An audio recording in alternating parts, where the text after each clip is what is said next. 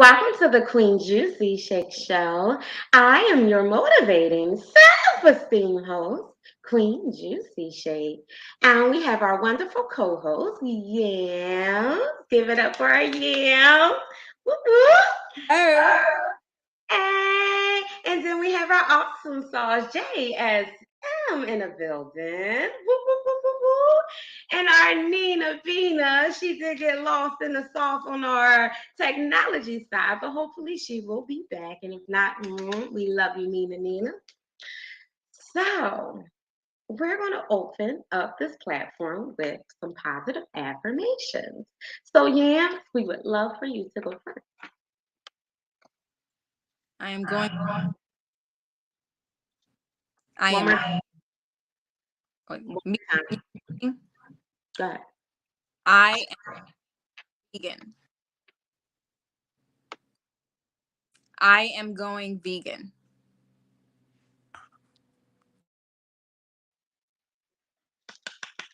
All right, JSM, what about you, King?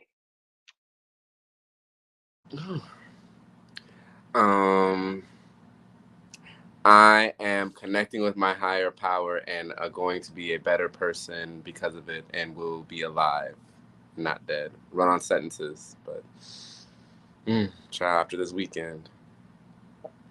He's a child after this weekend. Well, so my positive affirmation is I feel awesome. I feel amazing. I feel awesome. Shut up. Shout out to Kool-Aid.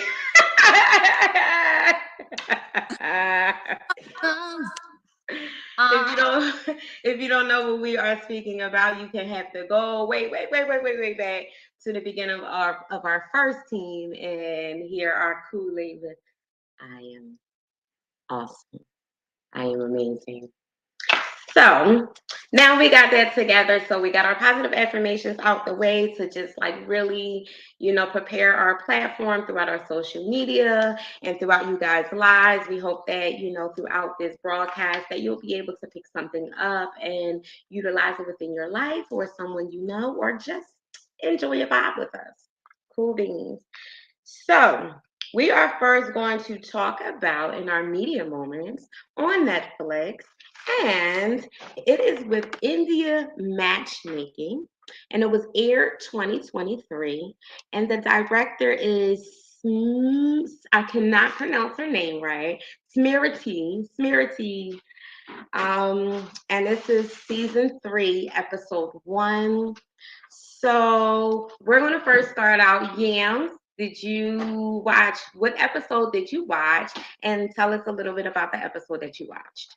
Okay, so watch season. Wait a minute, hold on. Say that again. Okay, I watched season 1, and so it was really, really good.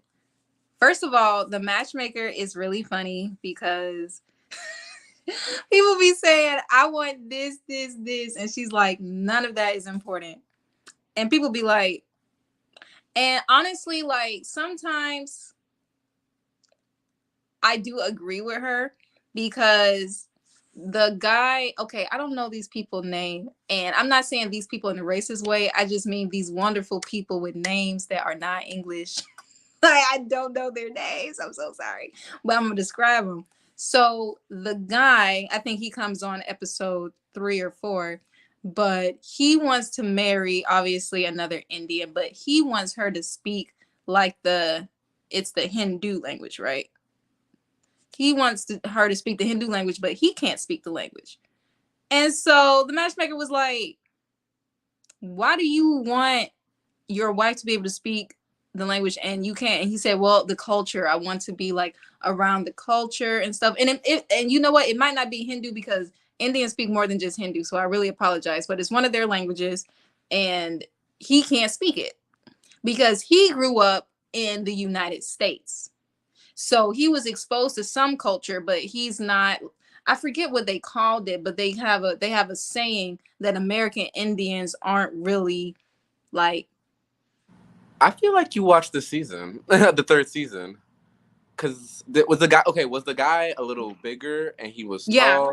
You watched the Yes, third you season. You did. watched the third season, yeah. Wait, Netflix told me season 1, episode 1. I'm so confused. Because also the term we're talking about is ABCD. We watched the same season? Yeah, we all okay. So we all watched the same.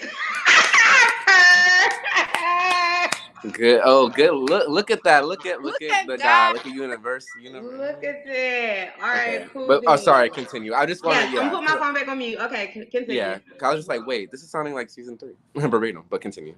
Okay, so I did watch season 3. Okay, so I don't really have to explain. Well, I have to explain for the audience, but y'all know what I'm talking about. Okay, so with him, I felt like he wanted an ideal, but I really didn't see him connecting with anyone so far. For real. He was just looking for, do you have these attributes?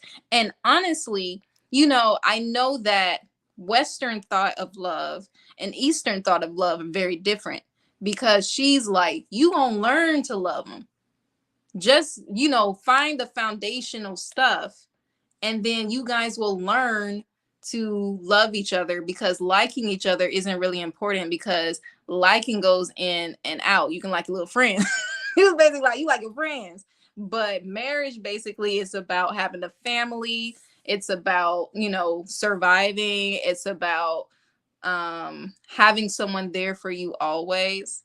And it really made me change my stance on it, because when I heard about I feel the same way about arranged marriages, but matchmaking, I'm like, does anyone want to matchmake for me? Because I'm serious, because we used to do that anyway.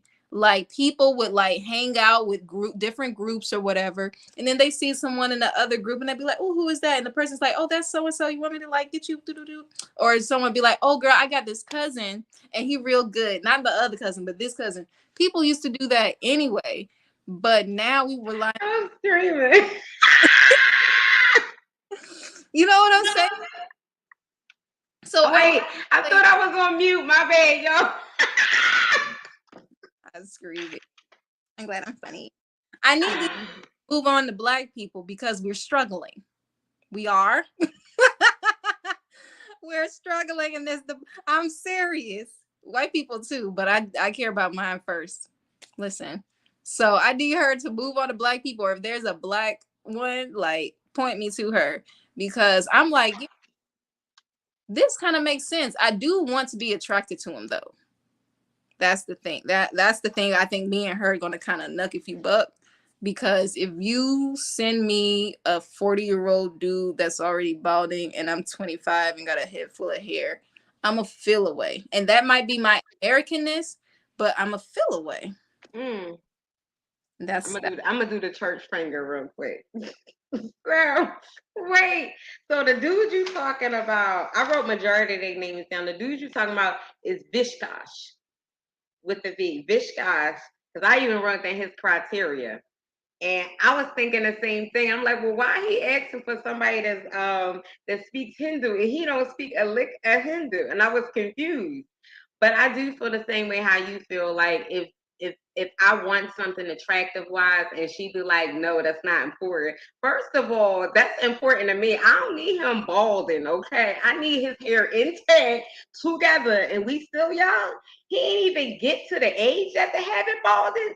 Throw him back. But go ahead, back to you, girl. Go ahead. Let me put my phone back on mute. Well, I was okay. So then, but I will say this. What I did like about him is that he didn't mention a lot of physical attributes, right? So I was just speaking of myself as a 25-year-old.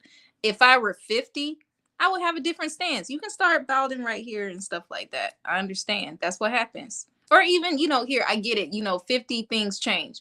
But as a 25-year-old, I'm like, I mean, somebody that look like me. Anyway, what I like about him is that he didn't mention really any physical attributes. I think he said short. I think he did say short. But other than that, it wasn't like, oh, she got to be curvy, she got to be skinny, she got to have even nobody, what's crazy too? Nobody talked about teeth. And we good for talking about teeth, Americans. I think Americans are the only country like obsessed with teeth. I know nobody said anything about teeth. I was like, But anyway, so I like that about him. I think he did want to make a true connection, but I just didn't see it. Like, especially at the paint, when they were painting, I was very uncomfortable. I was like, somebody go home. I wasn't feeling it. I don't know. I was not kind of chemistry at all. The other girl he went on a date with, she just seemed very much like, I really want this, and I still didn't feel any chemistry. And I think the third girl, though, she was better. The third girl, she was extroverted like him, and they were talking and stuff. I think because they're a different culture, they express attraction differently. It's like more intellectual, and it's more like a wall, and they kind of know if they're really feeling each other, but they'll still be polite, and I'm not used to that. So it was very hard for me to be like, does he really like her? No. It was easier for the girl because she would say, I don't like him. Like the first girl that we are introduced to, she'd be like, no, because I felt so bad for the math teacher. I was like, give me the math teacher. I give him a chance. I liked him. Bobby. Yeah. That was Bobby. That was the only thing was he was short, but I was like, I can find somebody for Bobby. Hold on. I can find somebody for Bobby. Bobby's gonna get married. I like Bobby. No, I like Bobby too. I did. I like Bobby too. I liked how he was just so like, he was so excited. And I know y'all, I know I'll be excited, okay? But he was excited. It's like he was really excited. Like even he was sitting at the table, he was like, he was just excited to be at the table. I was loving his enthusiasm. Like it was Bobby for me. It was the Bobby for me. It was the Bobby for me. JSM, what did you think of it? Thank you so much, GM. Thank you, Queen. I hated it. Oh my, no, I'm kidding. Can you imagine they'd be like racist JSM before career comes out? No, I actually started watching this a few months ago. I started on the second season. I didn't finish it. But I started and I was into it a little bit. I started kind of dwindling a little bit and got off of it. Only saw like 3-4 episodes of it. So restarting it, I was glad to see some of the people from the other season come back. Like, first of all, they're all beautiful for real. At least the main characters. Not no Tino shades to anybody else. Okay, but the main characters are beautiful. The one girl who she went to India with her man and met the parents. I think she was in the other season. She's gorgeous. And I fuck with her because she was in the other season. She was saying like she wants someone who's self-sufficient, who's ABCD, because she does it all herself as well. And I was like, her, as you should. Talking about this season, this show was just very interesting because it gets me and us as Westerners thinking about marriage and kind of just different ways and love and whatnot. And yeah, so just so I can kind of have a standing of where I'm going with my points right now, because I did write some stuff down that I'll get to, but about the one Bishray, I forgot his name. Yeah, yeah, I was wondering that too. He had said that thing about, well, it was like in the I know, so now that I know you're talking about season 3, he was talking about that he wanted him to be like Braham or something. It was Brahim, I think is how it was spelled. And he wasn't that. No, Auntie. First of all, I love that they call her Auntie. Yes, Auntie. But no, Auntie has me cracking up because they'll be saying stuff and she'll be like, she'll say it maybe in the confessional, maybe get to their face, but they'll be saying stuff and she'll be like, and then even she'll say it or she won't say it, but she be having me dead. But yeah, what I noticed with a lot of them and with him as well. Sorry, I'm bouncing around. Also, he didn't have a lot of like physical things, but he did say he had the height thing. But then he commented on other people. He was like it's just funny because women, they if women can have, they all have like height requirements, but like if a man has it, it's like, then I'm like, but you have a height requirement. So what are you talking about? Like, I'm confused. What are you? Because you get more flack, but you have one. So anyway, what I noticed with a lot of them is that they'll have all these, things like not that aren't physical, like, oh, I want them to be liberal, oh, I want them to be this, I want them to be Braham, whatever, or that religion or everything. But then when they get to the date, they don't engage in that at all. It's all about physical. So like Pariah, the first girl we meet, who I was messing with at beginning because her list seemed fair. She was like, I want someone liberal, someone optimistic, someone ABCD. I was like, period. That's my, like, I was about to take a screenshot. Like, that's my list. That's what I want. And then she got to meet Bobby. And I'll admit, for me, first of all, I think they did Bobby bold. Everyone else got, when they were doing their confessionals, everyone else got like a nice slick background, a couch, like a nice lens. He got a classroom. What? And so for me, he was a lot, and I know I'm a lot, but he was a lot. And so I was also kind of like, okay, you are enjoyable, but you're not for me. But Pariah, she went on the date knowing that he was 5'4", and then and saying she's wanting all this stuff. But then when she goes on the date with the next guy, she says, yeah, oh, she said to the bartender before the even date began, she was like, yeah, the last guy wasn't too good. He was 5'4", and it was just like, So it was like, you went in not even wanting to find another connection other than that. So you already knew going into the date that he wasn't physically 100% your type. You didn't go in trying to find anything else to relate to.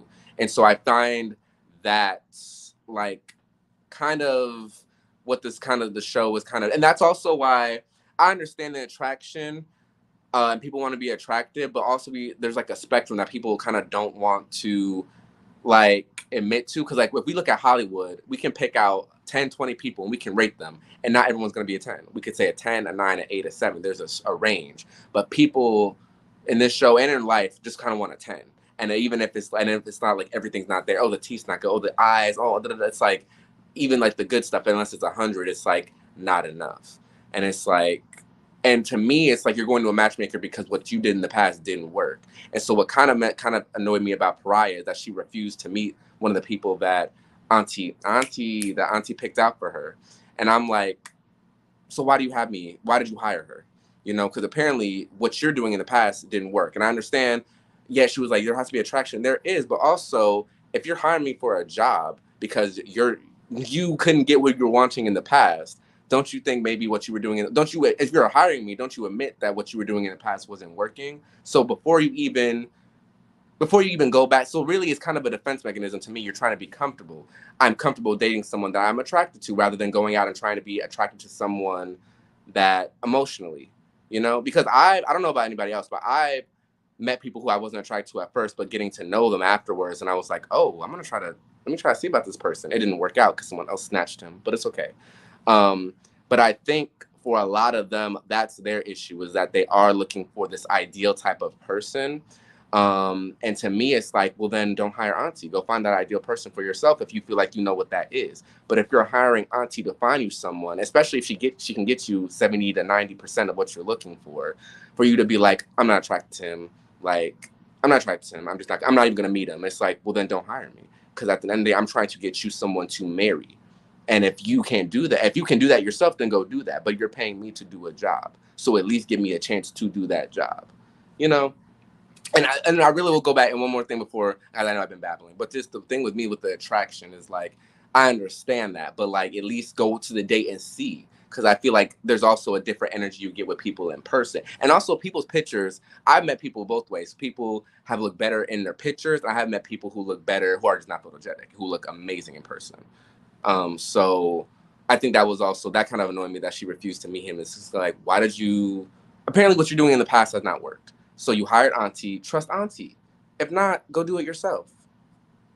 That's just what I was like, yeah. Would you say purr? Would you say purr? You be like purr, okay? Because I feel the same way too. So I'm so thankful that we all are sitting here talking about this. Yam, shout out to you for picking out this amazing yet another one, media moments, because for one, we all have been either in this dating space or looking for a significant other or however. So it's something, Jasmine, that you said, like they're paying money for this. So I actually researched how much they pay. Okay. Um, so her price is 1220 up to 6,000. $1,220 to $6,000 for a matchmaking auntie. Okay, auntie costs a pretty penny. And JSM, thank you so much for sharing your perception as well.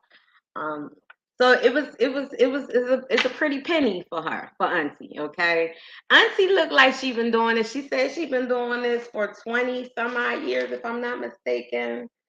Yeah, 20 years she's been doing this. So I really wanted to piggyback on both of you guys. What we all been sharing.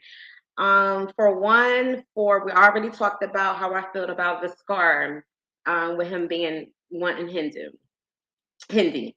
So I get that. And then I just was like, then something I was saying, and he said it later on. I was so thankful he said it. And he was like, well, maybe someone that we can learn this together. And I was like, yes, that's what you want.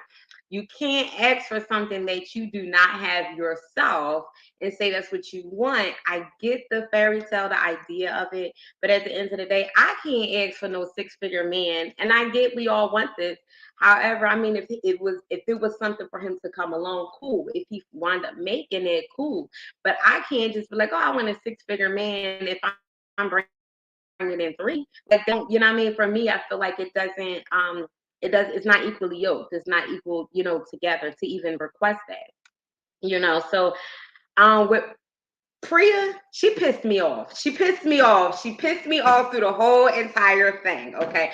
I'ma just be flat out 100. She pissed me the hell off. I'm gonna tell you why she pissed me off. Hold on, let me go to Priya. Now, anyone just coming on, if you just meeting me, I write things down so I can remember as much as possible anyway. So let's go to Priya and Bobby. So I did like the fact that Bobby stated that, he wanted to project confidence. So I feel like that was like, all right, my man, because you're already short. So you got to bring a little bit more to the table. I'm loving it. I get it. But the 6 feet and over dudes, I mean, they be out here in the world, So when I feel like you under that height, you got to also make sure you bring, something great to the table, just only because a lot of people like height. And we can't be upset. I'm 4'7". I love to have a man that is taller than me, So I'm perfectly fine with that. So I like what Bobby said about projecting confidence. I feel like Bobby would need someone that is not energetic like he is, but someone who can get his energetic and someone that can be on his energetic level, but be able to still bring him back into, his foundation, back into his reality of things. So he would need someone that is more understanding than anything. Priya pissed me off because the whole time she knew through that date, the whole entire date, that she was not feeling brother. She knew from the whole entire time. So I feel like if you already knew that you wasn't feeling him, you shouldn't have went out with it. But I also like that Auntie was sharing, like, well, these things aren't important. Now I do like, is Priya the one that was talking about the bun? Right, okay. So now I was kind of on Priya's side with it because just a little bit. I mean, because I feel like if you do like something, for instance, I like tall men. I mean, I've had a short men in my life since, every once in a while, but they didn't make it through. They didn't make it all the way through the cut. Okay. They was booted out real quick. So it's like I'm 4'7". I really enjoy a tall man. Not saying that I would just boot you, the short men out, but I mean, you will kind of almost just about get overlooked for the 6 feet tall dude, maybe 6'7". I'm cool with it, but I already know that, so I'm not going to necessarily go with a short dude. You know what I mean? Like, nah, I'm cool. But Priya went anyway. So I didn't like the fact that how she was feeling. So she was so tense through the dancing. She was trying to, like, what's the word I want to say? Like, she was combative through it. Like, her body didn't get what was going on because she was so stiff. She did say that she was petrified. She said, I was petrified through this. So I go look up petrified, right? Petrified at first. So petrified means deprived of emotional or intellectual, just the fertility of it. So she was frightened that one is unable to move and terrified. But then she was the opposite afterwards when she came out of it, because her body was not used to having, woo, this fun. And I feel like that's what Bobby was to her. Bobby was fun to her. Bobby was something that she needed, but something that she would not be able to continue. Because even the whole time she just was like, yeah, yeah. Like she was just like, she was different with it. Go ahead, JSM. She was just different with it. Yes. And then, well, two things also. They were, since I'm a dance instructor now, I saw they were doing salsa, like actual salsa.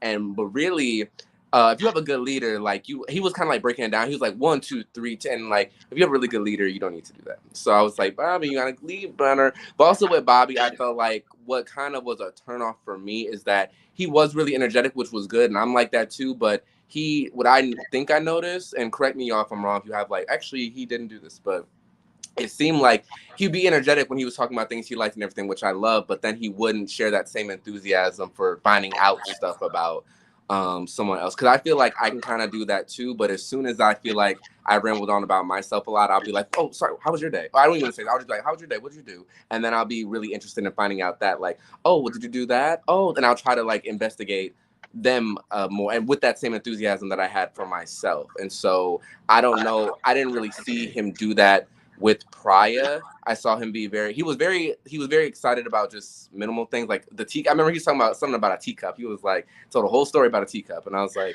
and then when Priya was saying, right, I saw Priya. Come on, class, bougie. I'm classy, Yes, man. put that pinky up, girl, when you sip that tea. Hello, you already know she British. She British. Yeah, she British. Isn't it British? Isn't it? But yeah, I just didn't feel like he would be able to tell like a 10-minute anecdote about the teacup, but then Pride would be like, oh, da da da da, oh, I'm this, I'm a whatever she was, a health thing, and he would be like, oh, okay, yeah, Yeah. and it's Yeah, like, wait, I agree. Yeah, I do. I agree. You know what? And even with that, like now I've had myself in predicaments like that where, like my kids will always say, Mom, you always coaching. You just always coaching. And I'm like, shit, I can't help it. This is fun. You know what I mean? But I did have to learn how to not necessarily turn it off, but more so learn that if I'm in a two-person conversation, me and another person, where I also have to allow that person in, like you said, well, oh my gosh, I'm rambling about me. Like, how was your day? So I'll find myself sometimes in that space. And when I listen to myself, I feel like, okay, I done talked about this 4 times already. I still didn't ask him how was his day, like what did he eat? So I'm learning, especially in my relationship, like I'm learning that, I'm learning that, okay, you can talk about you, but then now talk about, hey, let's talk about power. Hey, babe, how was your day? Or what did you eat? To be able to not just talk about me or just coaching. So it is sometimes a little difficult for transitioning. But I feel like with Bobby, he's gonna also need someone maybe that also likes to talk numbers like he do. You know, is it's like it's a good thing when you do have someone that you can confide in a relationship, and you guys have a lot to your interests are the same or similar. But I also think that it's very important to have some opposites so that you can have things to discuss and grow with. So I feel like although in life we always want that person that mirrors us, but we also need that person that doesn't mirror us so much so that we can always, grow within that unknown space. And long as we still have breath in our body, we should still be growing within those unknown spaces. So it's difficult. Go ahead. I want to ask her my so I agree that I agree that he was like more low key when she spoke. But if you see the way that Pryor talks, it's hard to be like a lot of energy. I'm not trying to diss or anything, but it's like it's hard to give a lot of energy for someone who talks like this and is obviously reserved and is holding back. And da-na-na, it's like, what is he supposed to give? I think he was being real. Now, if he had energetic bunny the whole time, no matter what she gave, I would have been like, oh, you just desperate, you know. But I think he is excited about what he does. I think he um he is a confident person, but he also knows his own shortcomings when it comes to other people. But he's gonna be himself, you know. And I think dealing with kids, he already knows that he's a geek. He already knows that he's what's the word they use in Abbott Elementary for that white teacher? Um gosh, the word with, you know what I'm talking about, Jerome? When the white teacher, the kids be making fun of him, but they love him. They said that he's like I forgot. I know you're talking about Jacob, but I can't remember, but it'll come back to me later, probably when this is over. But anyway, he knows who he is. He knows that he's a bit dorky, whatever. But, you know, he should be with someone who truly appreciates who he is. I feel the opposite, Queen. I'm glad that she went ahead and saw for herself full through. Because if she stopped midway, then people would feel away like, well, you didn't even give him a chance, you know? So at least she can 100% say, I went on he met my family. I went on a full date with him and I tried, but I just didn't feel him, right? And I could tell he needs someone with her kind of reservedness or like just ability to like listen, but just more excited about More present.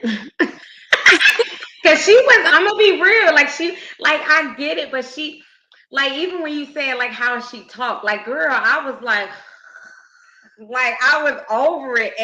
And again, anyone who has ever met me, like, I am, hey, getting the party started 6:30 in the morning. But then there is still a time where I'm like, chill. And she was so chill that his brain was going faster than her mouth was. So it was just like, I didn't see how far that they was going to go. I really didn't think that they was going to get to the end of the date. I'm going to be real with you. I was thinking that it was just not going to go well. like she was just going to leave off the show or something, because it wasn't working. It was too much. That's why I appreciated that she was honest. I appreciate that she was honest. She was like, no. Now, this next guy, I think she has emotional attachment issues because of her previous husband doing her dirty, you know, and so it freaks her out, I think, when a guy is really into her. I have a similar thing, but my thing is timing. She didn't mention timing, so I think she has a attachment type issue. Which kind of all, but because I understand, I don't like it if someone like seems so into me like after I just met them. I'm like, okay, you're either desperate or you like have never talked to someone before, because that's very middle school. But I feel like he was just like, I enjoy talking to you, I really like being around you. I think he did use the L word. I think he was like, you know, I'm feeling feelings like love. But the way that he said it to me was like, this is very exciting. Let's see where this goes. It didn't give desperation to me. He's just very open about how he feels and he can express it. Because he gave me like, I feel this way right now. Like right this, Right. you know. So I think that freaked her out, but I think that was a good freak out because she needs to be emotionally available. She needs to be able to hear these words, because why else are you going to do a love marriage? You know, that's what she wants, is a love marriage. Otherwise, she would just do arranged. So I'm like, you know, girl, go to therapy, get through your issues, because this.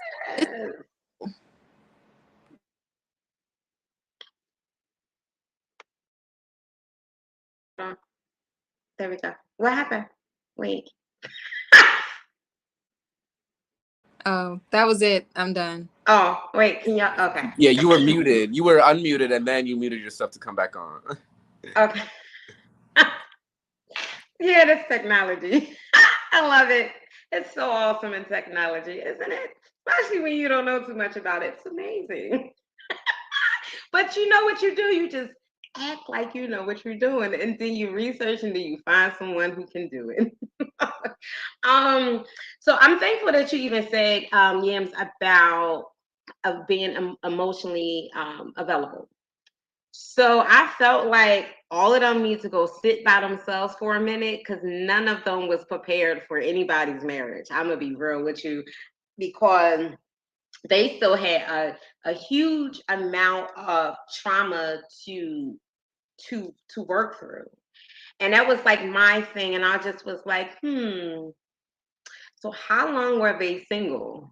And when they had been single all this time, or the little bit of time, what did they do in the waiting room? Like, what are they just complaining so much that they don't have a man or they don't have a woman?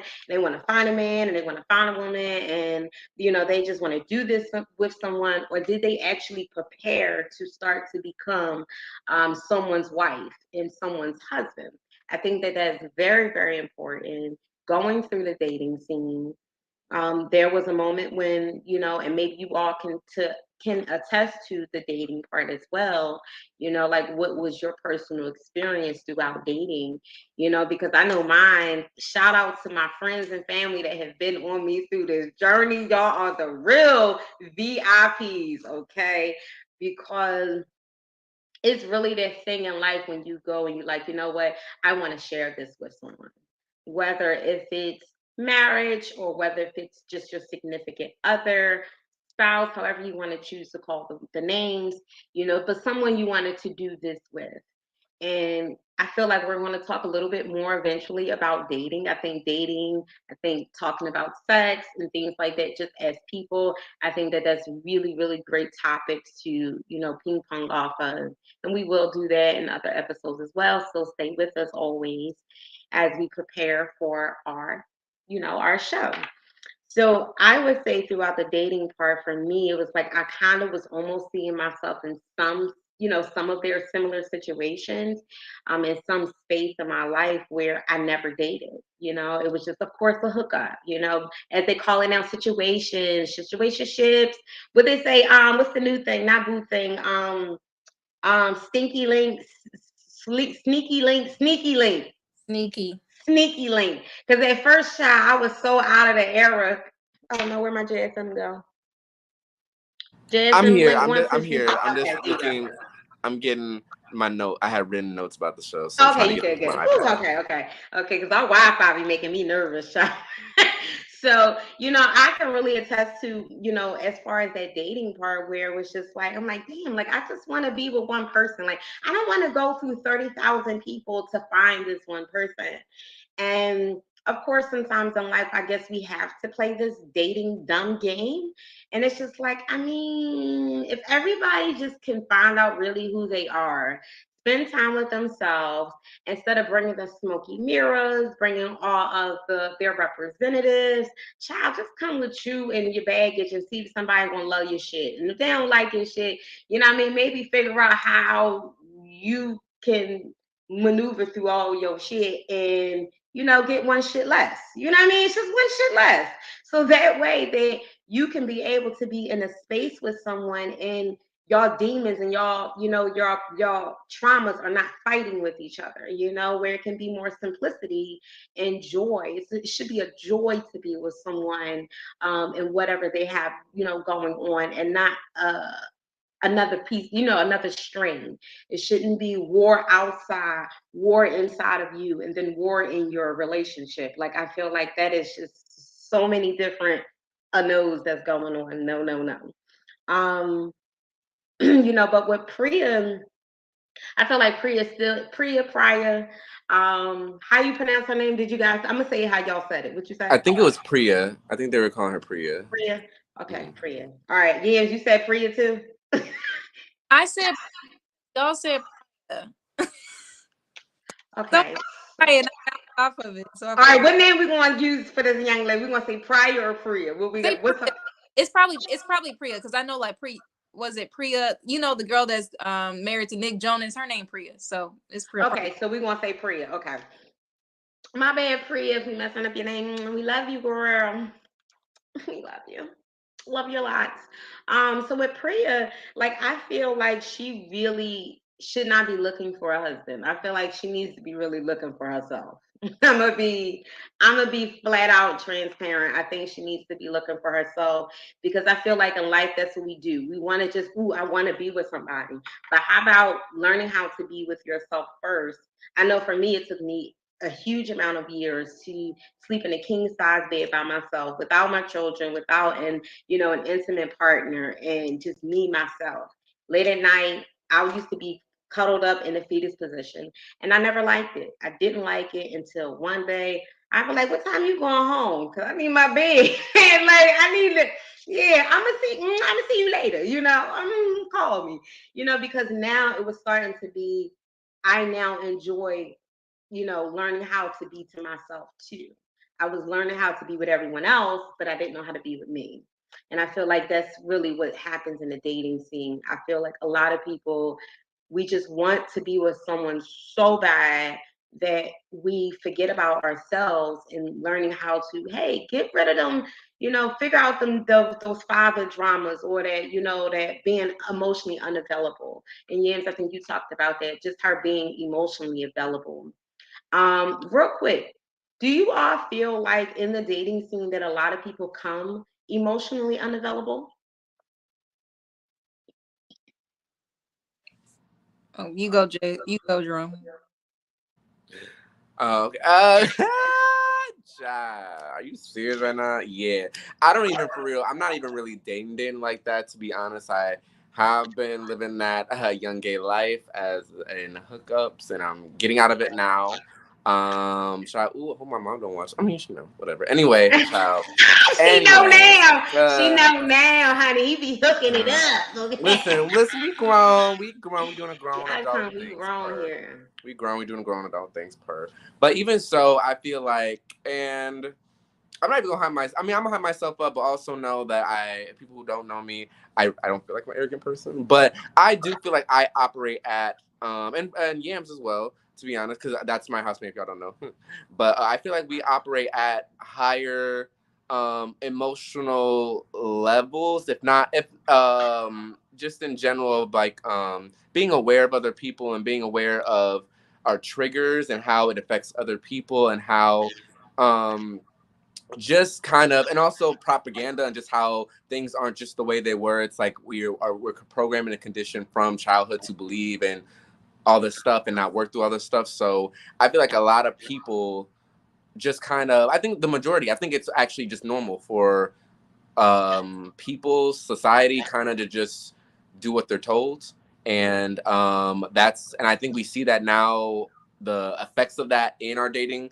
pool, because people are just kind of doing what they're told. So a lot of men are like, well, I'm just having sex because that's what men do. We just have sex, and then when I need a girl, I'll get the prettiest one. We don't really have to connect that much. We can just, and honestly, also, I'm a homosexual, so I'm going off from what I see and what I hear from my friends, as well as what I see on social media and all this stuff. But also what happens with gay people as well, gay men and gay women, is that there's a ideal that people are going for. Actually, no, this is actually what I was talking about.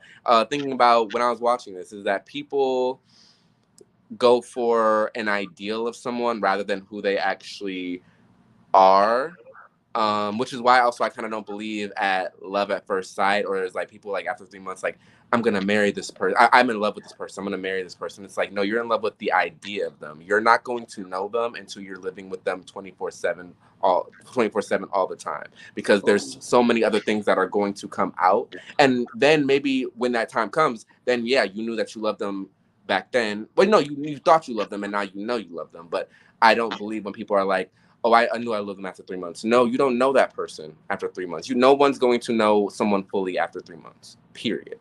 And so you're in love with that idea of who you think they are. And then if they become that idea, if they actually are that idea that you have of them, then yeah, you're in love with them. But a lot of times there's a whole bunch of other stuff that's not in this idea of like, wait, hold on, you're not. And that's why I think a lot of people do get caught up on attraction, because it's like, I have an idea of not only who I think I want to be with, but who I think other people would Want want me me to with. want me to be. See, you better stop. Okay, Hmm. I am loving it. I even Yes. love the fact that you even share that. Like when I first started even looking into marriage, you know, I was raised in marriage. My parents had me. They were already married. So for me, I also believe that there's a different perception on being with someone who is coming from a married, you know what I mean, household to someone that's coming from a single household, or you know, maybe just a casual hookup, or they may have seen their parents, you know, dudes come in and out their mama house, or chicks come in and out their daddy house, you know. So it's like learning how to um make sense of relationships, because we only make sense of relationships from what we see, you know, or what we were taught, you know. So it's just a learning behavior, you know. So for the simple fact that when it comes to dating, like I first thought marriage was like that's what I'm supposed to do because my mom and my daddy are married and they're, you know, they've been married for 43 years, you know. And again, that was my idea, like let me just be with this person because I feel like this is what my dad or my mom would want. And that's how I actually almost got into a really dangerous engagement at one point in time in my life, you know, because it was like I was looking at the idea of what my parents wanted me to have and not the man for me, you know. And it just was like, well, Queen, well, what type of man do you like? I don't know, you know. And I had to really search and learn to, like, I mean, he all right, but it's not it, you know. All right, this is it, but is it really? You know, so I really had to go through the different channels of dating people out of my range, dating people that I would probably never hook up with, like Priya, you know, dating people where for real, you know what I mean? I started going out on dates and was like, he old. You know, but he has a really nice conversation. Let me sit and have this conversation with him. Maybe he's giving me something that I need in my dating life to go forward. You know, it may not be him is going to be the one for me, but maybe what he has will help me find the one for me, you know. So just learning the different, I guess, economics of relationships and the dynamics of um connections and people. I feel like we start to learn that when we start learning who we are, you know. Like Pre was like, no, I want to, what she call it, a man bun, a bun top, a top not top, what the heck. Man bun. Man bun, you know. So there was at one point in time in my life, I loved the man with hair, honey. He had to have it flowing like Fabio, okay. I needed like this sword, okay. um but then when I started learning that, like Auntie said, it's not, I get it, but it was for me now 41 is not as important. You know, I might be going a little bald on this side, you know, it's not as important. The older you I mean, I'd rather have a man that has an amazing conversation and that can make me laugh than to, you know, him having a bald spot. And I feel like if he has a bald spot, how about you? Would you like to shave it off? You know, maybe that's how we can just get through this process, you know.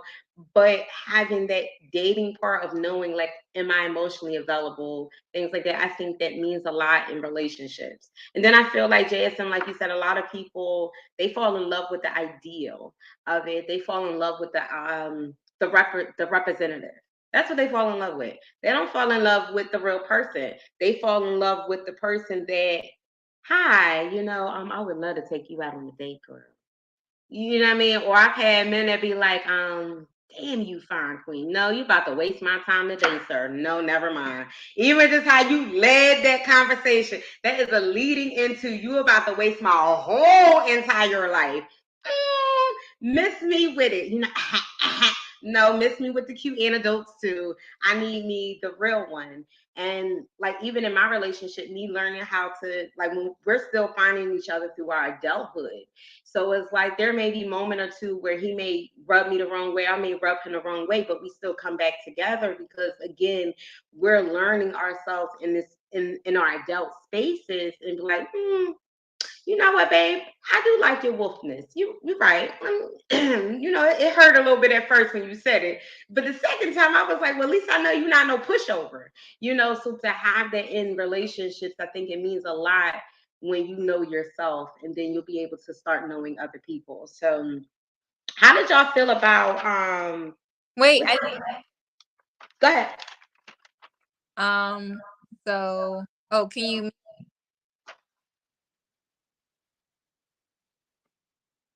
there we go. Oh, okay, there we go. So for me, I think I was very unavailable pre-pandemic. Oh, we'll say 2020 and before. Yeah, because men can be very unemotional and I can too. So it's like, it's just like I used to be only emotional where I felt safe. And it was a thing for me if I knew that you were like sexually attracted to me. And then this is high school and college. So I'm like, I know what you want, you know? So it's just like the little games that like, oh, I love your personality and stuff like that. But, it's just like, I just love what you're about. And we've barely been talking. I'm like, you don't know me. So, that's why I really hope that like, I want to build like a friendship. Like we can start dating, but we're really building like a good friendship with it because I need to believe you when you say, I know you're a good person. Or like if I ask your opinion on something, it's not because you're thinking, oh, is she going to be mad and not like cuddle with me and blah, blah, blah. You know what I mean? Like, so I was pretty unavailable because I didn't need the emotion because I had friends. I just was like attracted to this person, this guy. And I haven't dated a whole lot either. I've only dated like 4 guys. But I am a sapiosexual, so I have definitely felt intense emotions for people that I've never dated, because I just love who they are as a person. So I know that I am a very emotional person, so much so that I will block my emotions because I don't want to. I can overwhelm someone, and if they don't feel the same for me on that level, it would be like a lot. Like it wouldn't be fun.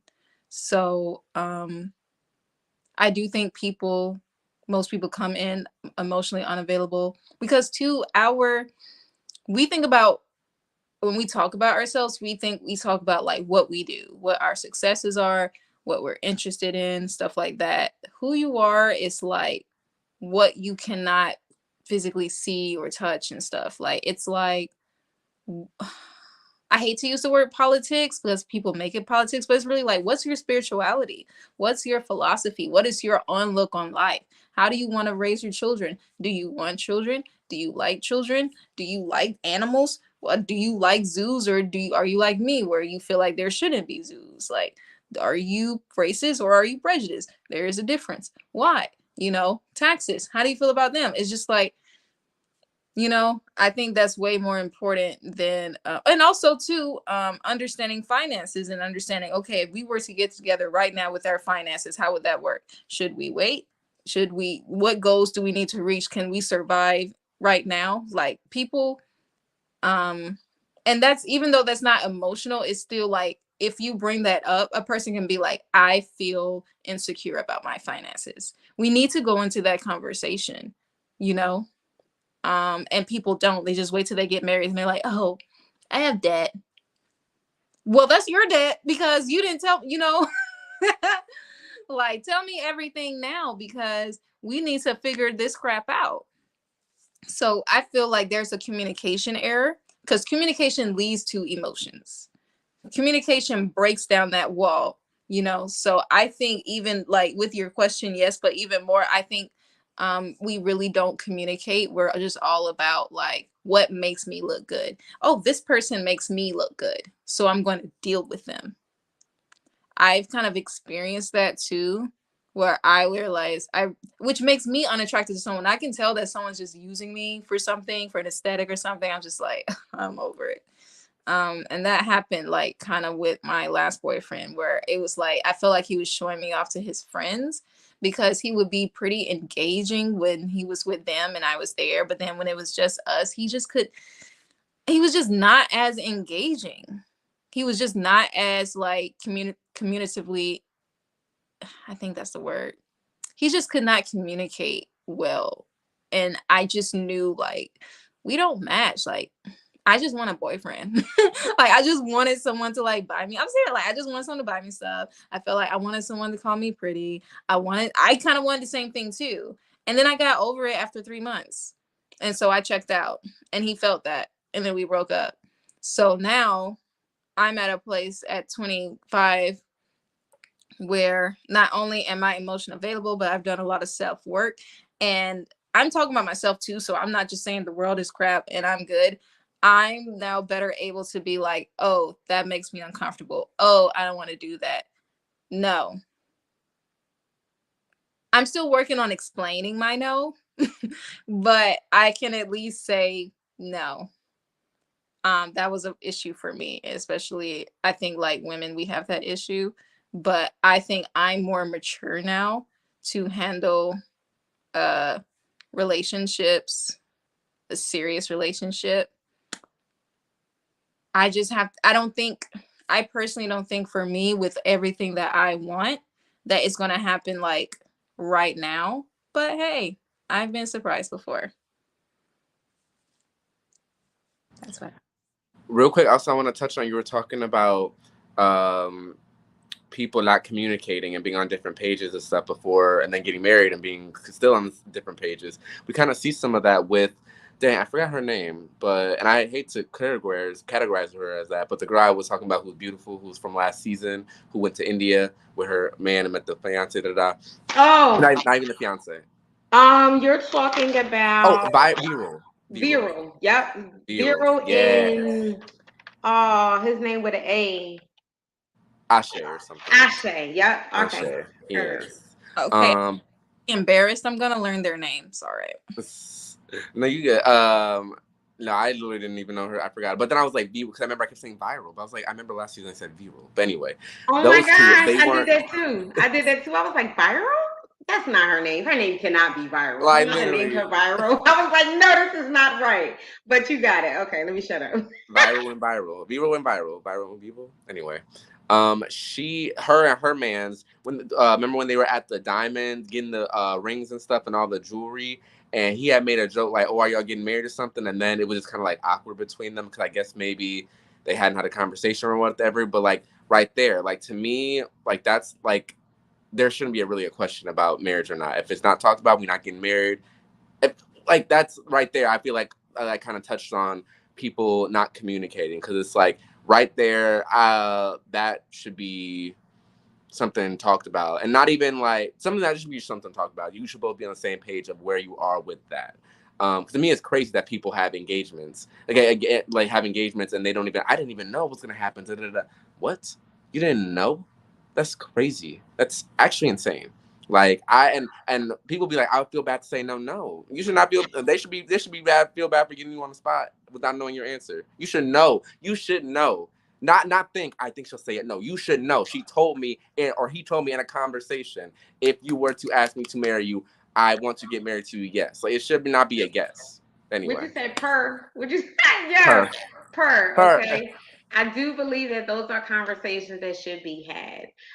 Even when it comes to having children, do you have children? Do you want children? I think all those things are something to be talked about because it's like, for instance, I can't have any more children. Now it's God in life, the universe, it happens. Okay, we'll talk about that later. But for the most part, the surgery is what they say it is. Okay. So my whole thing is when I go through dating or relationships, that's one of the questions that we have to talk about. Do you want children? I've met men where they didn't have children and they were maybe about 5 years younger than me. They didn't have children and I have children. I'm like, so, I mean, do you want kids? And they be like, yeah, I want kids. So this will not go on. This is really not going to work too well for you, especially if you really want children. I don't want to cut someone off from something that they still need to have in their purpose or in their life where I have already fulfilled that. Don't hold back for me, boo, and I won't hold back for you. So those are conversations I feel like that need to be had. Yams, you said it too, finances. Those things need to be talked about. Why are we going into a marriage and First of all, why are we even looking at rings and y'all don't even know what? Come on, that y'all don't even know. You know what I mean? The whole thing of what you're doing. And then it was the whole point. She was just beating around things, and he asking her like, "Is this what you want? Like, you're not gonna bring me into no daggone jewelry store just to be like." Oh, okay, well, that's the one you want next week. No, don't bring me in this store if we're not buying nothing today, sir. Okay, that's what we're not going to do. You know, so it was like when she was in that moment of the jury, she beating around to what she looking and all of this stuff. Okay. And I'm like, okay, this is cute. My really came out. My inner gold digger really came out. I was like, girl, let me in there. Cause she was just like, I was like, oh, I like this. Yeah, she was looking like, but I mean, I get it though. You know why I get it? I get it on a few levels. So I get it on one level because in life, when we aren't used to having something, right? You know, it could be a woman that can never really had a good man in her life, whatever, and she finally gets one, or never really had a compliment, and she finally gets one. It's like, it's startling, you know. Sometimes and you may have friends or something that family that may have experienced that, where as women, some women don't know how to take compliments. You know, I've heard some women that be like, don't call me queen. You're right, baby, I'll call you sugar. Okay, because I guess I can't call you queen. Okay, I call every woman queen. Okay, and I call every man king. You know, it's just a given birthright. So my whole thing is, I feel that part. So maybe she wasn't used to it. But then I'm like, girl, this man is in here about to buy you some jingle-ling-a-ling, some bling bling, and you trying to act like you don't know. Like, girl, you better let him make the decision, and you be like, yes. And he asked her twice, is Listen, that the one you want? And she like, she was, listen, he was leading it. yes, he That was. he was leading it. He's grabbing this stuff, blah, blah, blah. And I understand, but I can only speak from Patrice's perspective, right? And so if it were me, I would act like it was the norm, because when people see that you're like, oh, it can encourage people to be like, oh, so I ain't really got to do all that for her to be like, and it's not even be malicious, but it's just like a human thing where that's why people tell you to have standards, because even a nice, kind, whatever, good person will be like, well, they don't really require much. Require what you require, because if he has the funds, girl, you hit a jackpot. Because them I really like, and I feel like they liked each other. I do think they were nervous about jumping the gun because it is still new. I get that, because she was born in America. I think he was born in India, but he's still Americanized. So it's still a fear of like, ooh, long term, and this is fast, and I'm feeling a lot of stuff fast. I get that. But my thing is, right, to me, marriage is priceless. So it's like, and this is speaking from a point of privilege as well. I don't know what her finances are, but her house looked good and her parents look set. Just saying. So materials are fun, but I'm gonna get over that quickly. So in that moment, I was like, girl, enjoy him wanting to, cater to you and stuff, like to show you, like, gift giving is a love language. Some people show their love, and so like that can be frustrating too, because I have that too, where like, well, I'm my service. If you reject my service, I'm a feel away. And so I think like gift giving is probably his love language, where he's just like trying to show her like, you are worth this, right? And for her to be so it's like, I have sympathy for that, but you're gonna have to get over that, because when it's kind of like, just because it's money, I put the same thing on her that we put on what's her name, Priyanka.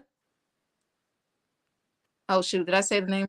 Who Priyanka? Wait a minute, I ain't meet this heifer yet. Who She's talking about Priyanka? Priya, girl. She's talking about Priya.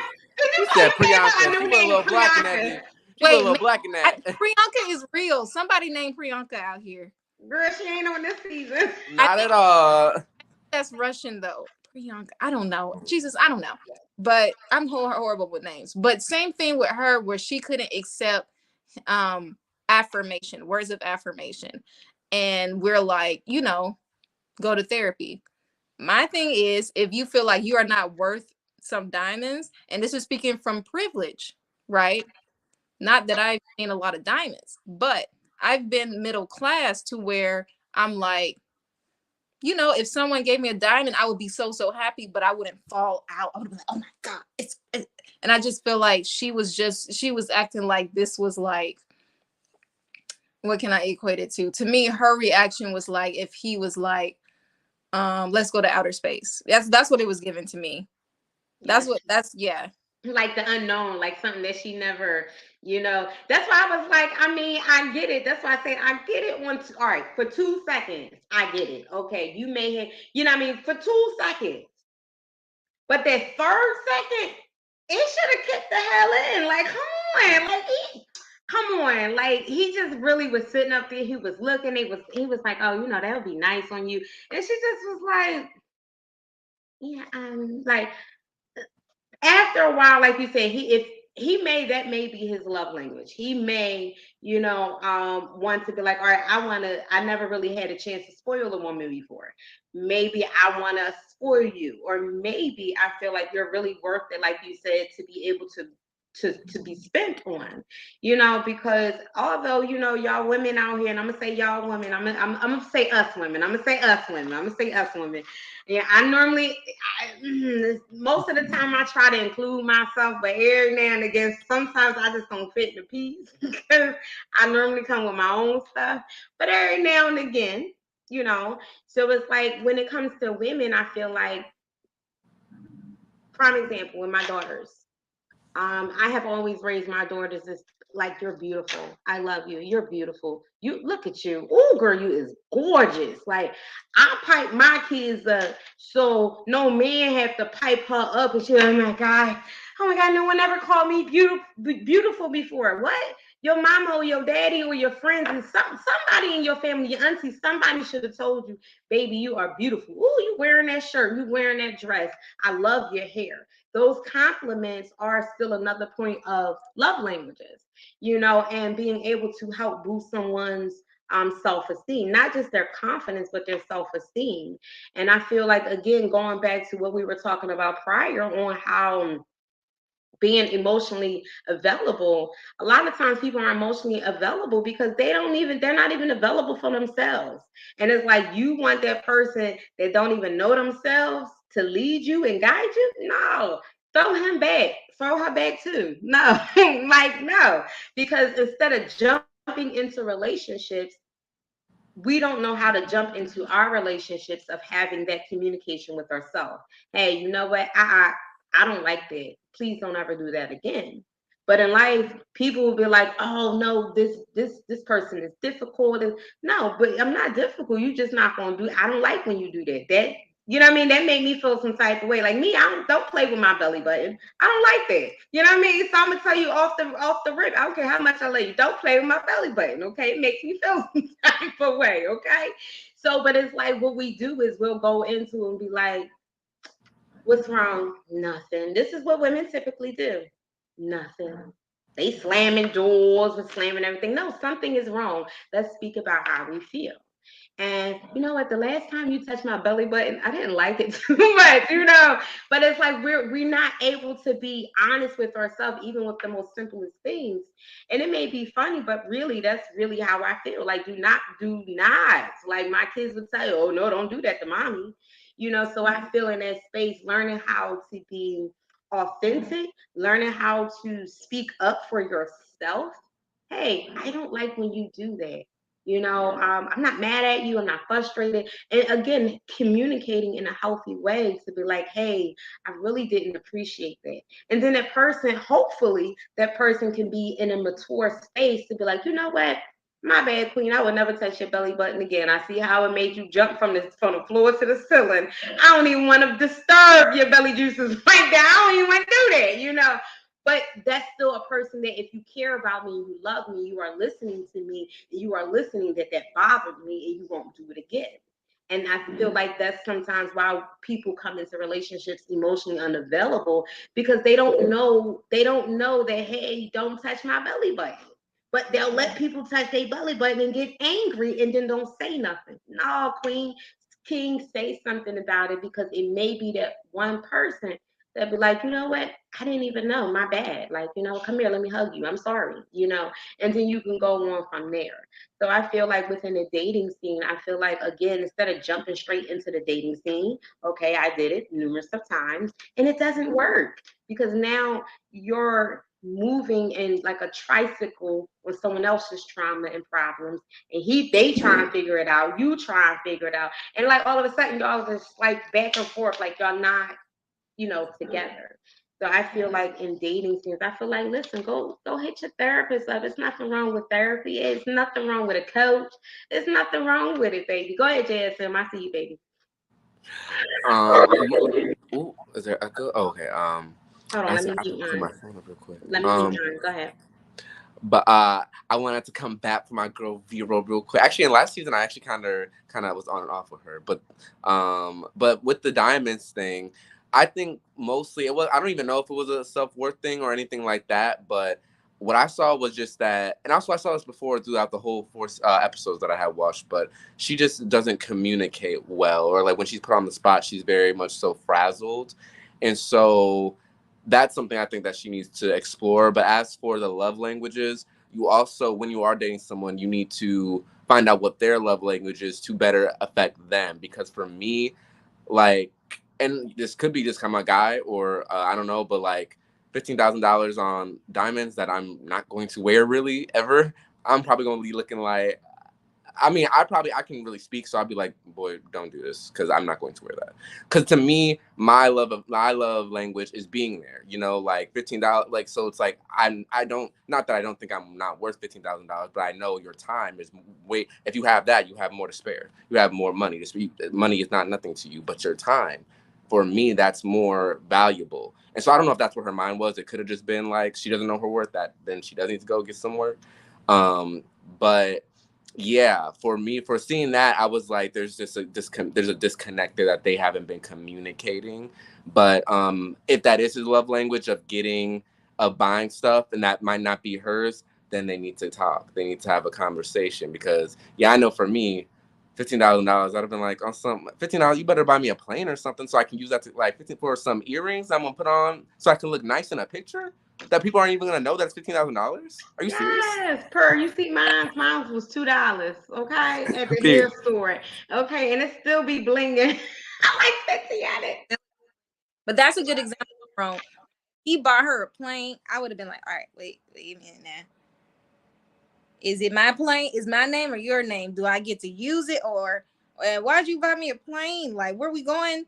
And like, do you have or I would have serious inquiries if someone bought me a plane. Do I have to pay for the jet? That's really what be, costly. Like, I would have questions and I would freak the fuck out if someone bought me a plane. Okay. If you're not my, like, if someone bought me a plane and there was no discussion and stuff, like, I don't even know if she knows like how much he's financially worth.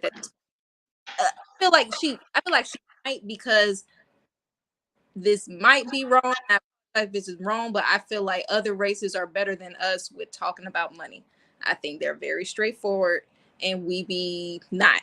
But I did think about that, and I agree that it's better for him to go for what makes her feel loved and not what makes him feel good loving her.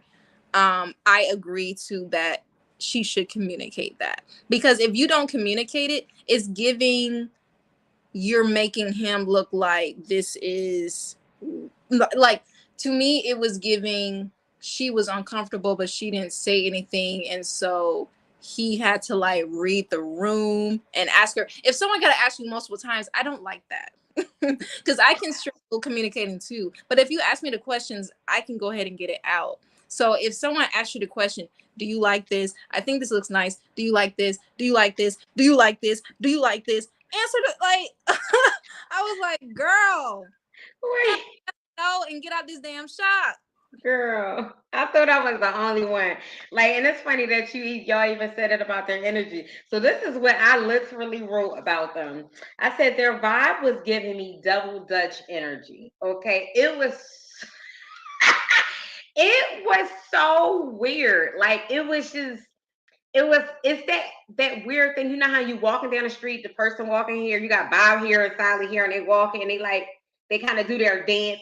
That's what it felt like. It felt like they were dancing, and I'm like, so either one person needs to stop so the other person can move, or maybe they can just try to go opposite ways. But this whole friction that they had going on for me, it was giving such a double Dutch vibe, and I was just ready to either jump in the rope or just take the rope in general because it was bothering me. So I didn't really get the whole thing, even when it came to meeting the parents. Like it was, I don't know if it was me. Did y'all notice that the parents seemed kind of dry? Like I'm it screaming. was, it was like I'm like, when you put that whistle in a room, like it's just like, so where is Bobby? Like I was like, where is Bobby? When they was like, take Bobby. Wait, Wait, what it was was that? dry actually. Thinking about it, now thinking Yes, about it was just giving me. You got dry it. eyes. Like it was really weird with the double Dutch thing going on. So I was really trying to figure out all their chemicals. It wasn't working well for my chemicals. I'm screaming. But also, I did want to. I don't know if you had this on the agenda, Queen, but like, I also thought it was an interesting thing to talk about how involved the parents are in the selection, because that's really, I feel like, kind of maybe not vastly, but pretty different from Western culture. I know people are involved, parents are involved, but not as integral with that. So just talking about that, if that would, and also if you have other things you want to talk about per Nah, I mean, but I'm honestly, I'm good with this. I'm good with this. To be honest with you, because I feel like this is one of the things I always wanted to talk about. I always wanted to talk about dating. I always wanted to talk about those taboo, I guess you could say, topics that really aren't taboo because we're all experiencing it.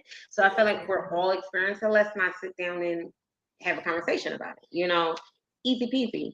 But I'm glad you did bring up about the parents because I actually wrote their names down and on the side of who the kids were with them.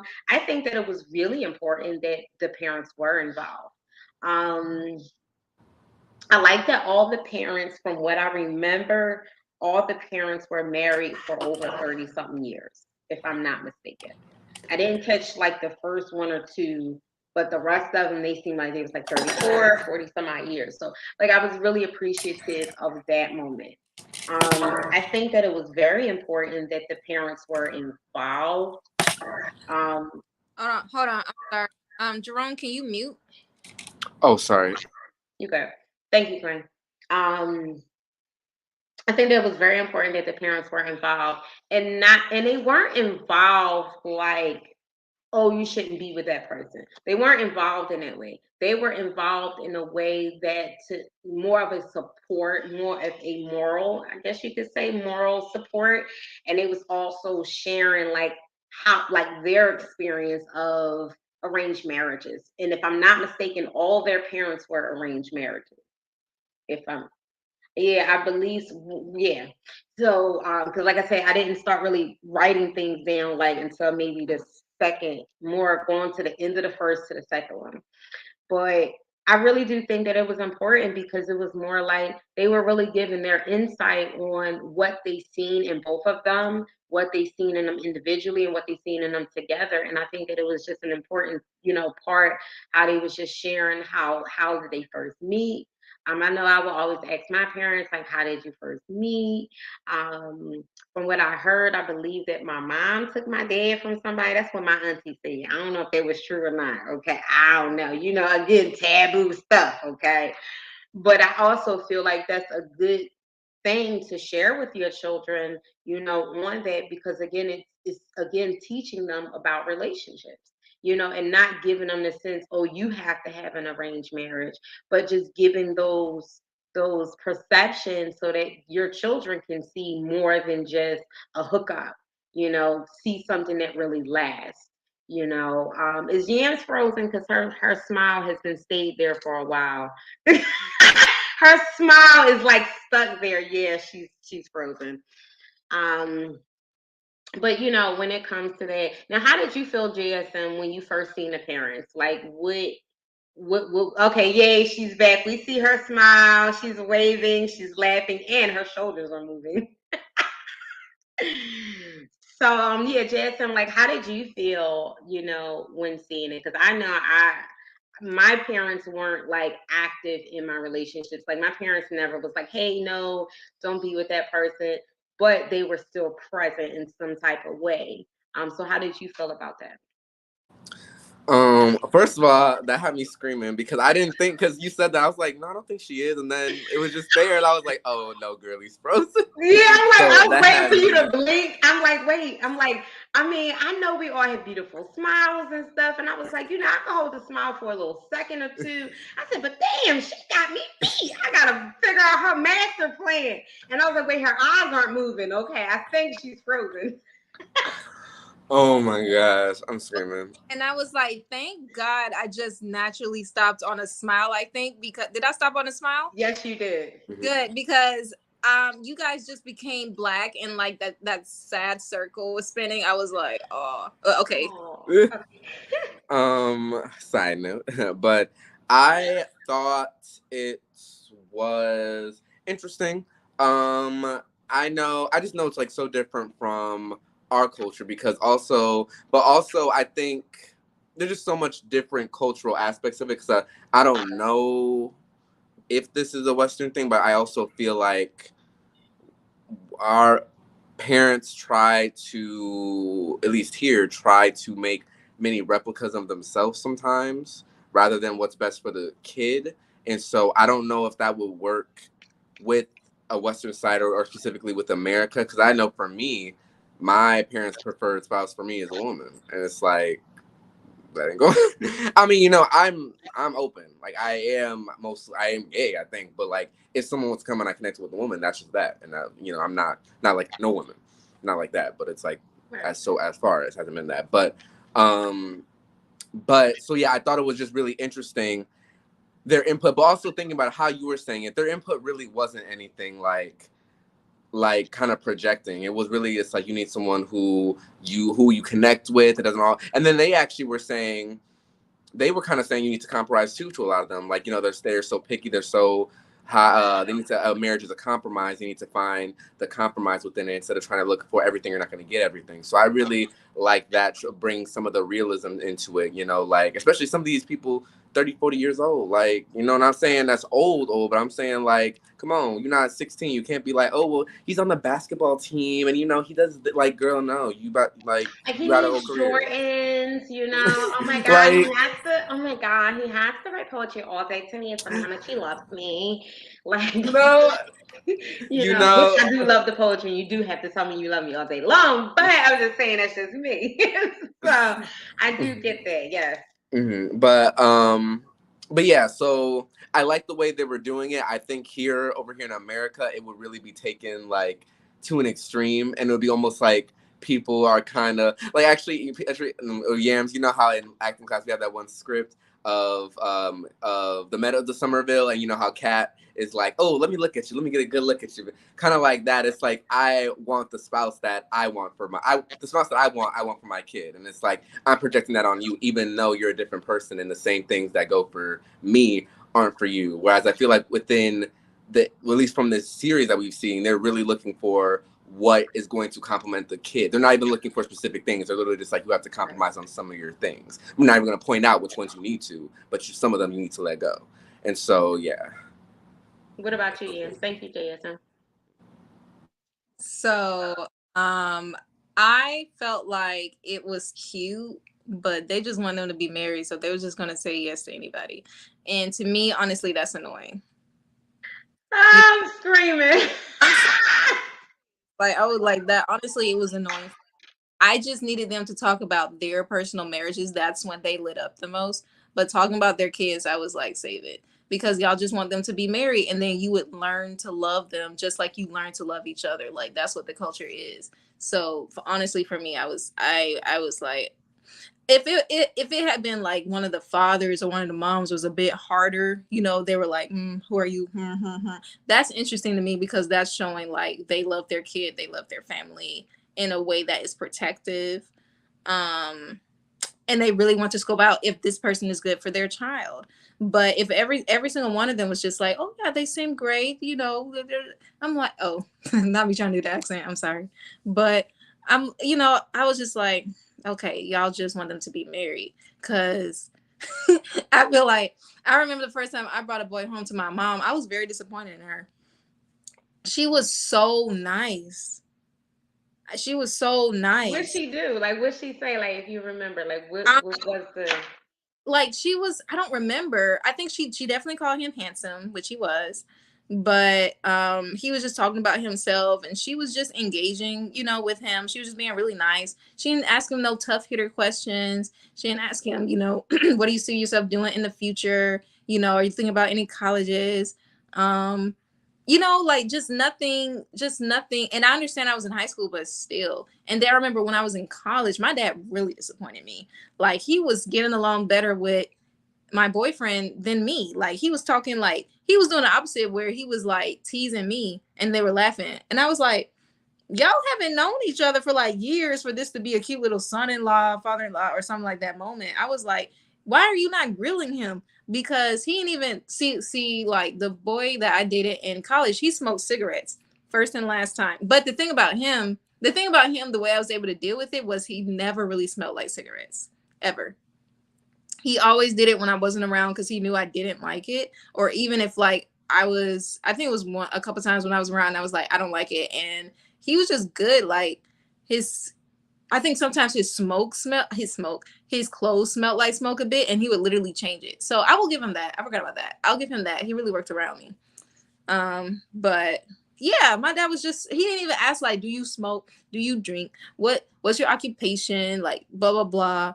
I had to tell him that. I didn't tell him that he smoked and stuff. I had to tell him like what he did, you know, something. So I feel like if you're going to be involved, be a little tough. I'm not being objective at all. I just think we need to be more protective of our children. Like, be friends with them later. This is your child. This is someone that can potentially help bring another child into the world. You know, if it's a heterosexual relationship, be a little tougher, see who they are. Because if I have love goggles on, you need to see through the bull crap, and you've been through here before. So I wanted to see that, and I didn't see that, and I hope I see that in the future if anybody is watching.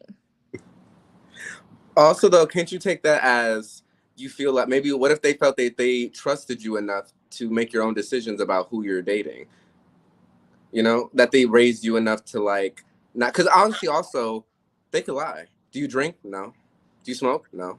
Do you do no? Where it's like you're gonna know that stuff, and it's like even if they were to be hard, like who said you're gonna listen? So I don't know. Well, I guess I want to know your answer to that. Do you think maybe they thought they just trusted you enough? So yeah, they trusted me too much. Like, and it's not the fact that like I have bad judgment, but when I wanted a boyfriend, I just wanted a boyfriend, and I settled both times. You know, so like, I knew my worth. I knew it wasn't end game. I knew both of them wasn't end game. But I feel like as a parent, like, you should be able to fish. And yeah, you can lie. They can lie. But then we know you a liar because, you know, things come out. You know what I'm saying? It's just like, what kind of person is this? There's something else you said at the end. They trust my judgment. Trust my judgment, but I still have goggles on. You know? So You know, I'm you sorry. know, it's my decision at the end of the day. But you may see something that I don't. And I do value my parents' opinions. And more likely than not, someone's not going to automatically break up with someone, right? But if you see something and then I can consecutively start seeing it, and I'm like, oh, I do see this. At least now where, and I can make the choice whether that's okay with me or not, or I can bring it up to them and they can potentially change it if they feel like, you know what, I do this. I like, oh, you notice they real passive aggressive. Every single time, you know, you kind of make them upset, they kind of say something a little slick, but they don't say that you made them upset. You notice that? I don't like that. And then That's deep, Queen. That's deep. You're welcome. So is it more you kind of wanted, you was looking for them to be the more of the parent, basically? Like, yeah, you wanted them to parent. And I don't know where I've heard that somewhere in my life, but I heard that maybe, I don't, maybe my parents may have said it about just children in general. But I feel like one day I heard someone say, and it was like, well, you know, some kids really look to be reprimanded, I guess you can say, or some kids look to be like they like, for instance, if, like, I know I got called in the house. Me and my sister would get called in the house all the time early, and everybody on the block used to be like, "Oh, that's roll call." We be like, "Nah, we coming back out. We going to eat dinner. We ain't never come back. We ain't never come back out." You know. So it was just like, what can we say? We weren't allowed to go back outside after dinner. You know what I mean? It's clean up, go upstairs, you know, get ready for bed or get washed up or whatever, put your nightgown on, and good night. You know, so it was just like, okay, cool, but they were parenting, you know what I mean? So it was like, even though I didn't, it pissed me off, but they still had those moments to tell me no, you know? So I think that's what it is that sound like I'm hearing with you, where it just was like, I still didn't know my best judgment. Like, although I was bright and, you know, all of those things, and I knew me, but still, you as the mom and the parent, the dad, like, you still should have um got into those deeper questions or asked those better questions, so I wouldn't be still having those love goggles on, especially if you see me with him, like, oh my god, he's the best ever. You like 2 days into it. It's like, no, mom, dad, like, you see me in here falling into this love bomb and you ain't even get my ass out of it. I'm like, how dare you? I do want to. Oh, sorry. I do want to conclude too, real quick, to why, you know, I'm like, well, why should you think that way? Blah blah. I come from a divorced home, so I'm like, can somebody help? I don't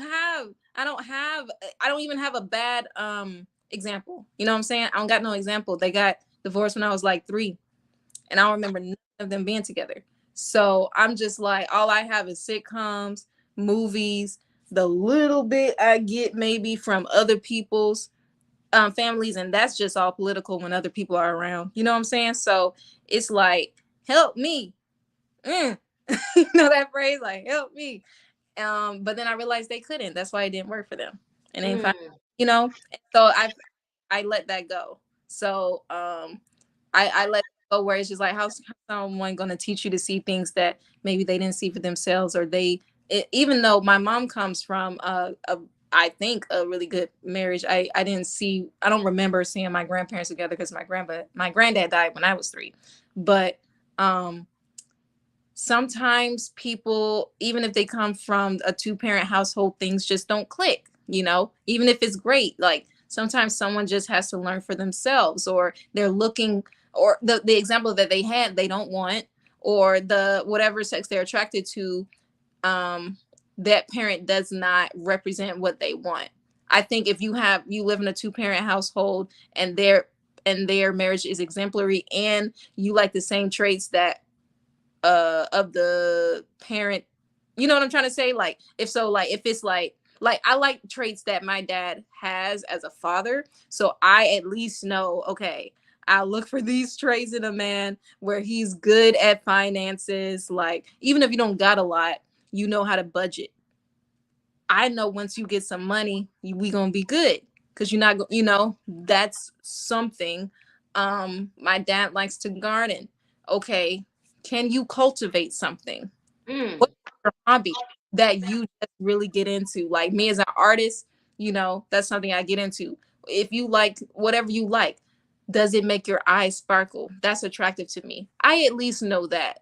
But narcissism has to learn the hard way. Um, what's something else? Manipulation has to learn the hard way. There's a lot of things. Insecurities.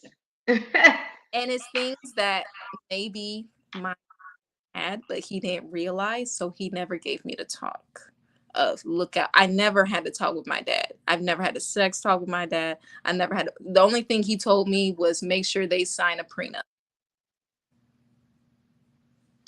And Okay, I did. Wait a minute, hold on. I like that. Wait a minute, hold on there. Hold on. Okay, wait a minute, hold on. I love it because That's instead of him really, so I had the sex talk and it went in one ear and out the other. So I feel like I should have had the financial talk or the prenup talk. I feel like one or two of those should have had been in the pastor's speech when he was talking to us. Like, you know what I mean? So, like you said, you grew up in a divorce home where I was raised in a very religious home. You know, my father is a reverend, my mother is an evangelist. So, from probably the time I was able to walk and speak, I was always in church. And it was like, who cares about what you want? Who cares about the food you like, the music you like, the cartoons you like? This is about what we say and what we say only, and who gives two flying crabs. I already checked it in with God. Since God said yes, I'm saying yes. You got to get the no.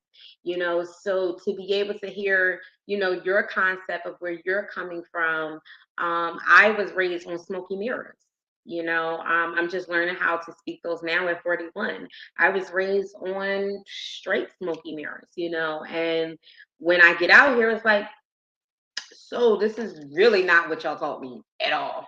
Y'all forgot to mention this, oh, and all of these things too. Like, you just never gave me that talk. You gave me the sex talk, or you gave me to the be good talk, but you didn't give me the talk on when it comes to everyone else out in the world that I need to be looking out for. Like you say, I needed that parenting, you know, with the dating. I didn't have that either. The only thing that I had similar, but I didn't have the full thing. But what I had was my father more scared the living shit out of the dudes. Like, it was just period. Like, he had to know what church you went to. Is your mama Christian? Is your daddy Christian? Where they work at? You know, so we did go through those dynamics, but I still didn't have the dynamic to know what not to look for. You know what I mean? And so with me not knowing what to look for, I ran in it completely until maybe a few years ago. 2 years ago, I started dating, maybe almost 3 years. And just learning that concept of dating, like, yeah, you smoke cigarettes, that's a no. Mm-mm. Yeah, you don't got a really great relationship with your mama. That's a no. You don't even take care of your children. That is a double, triple no. Just we're not gonna do that. You know, peace, peace in the Middle East. You know, so really learning how to find that, I guess, happy medium within myself with dating.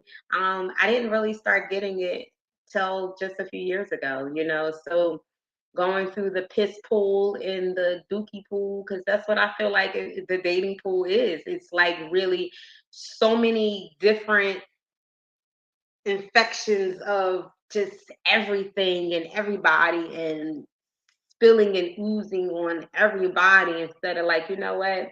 How about I just try to figure this point out? Let's see what I like. Let's see what I love. Let's see what bothers me, what don't.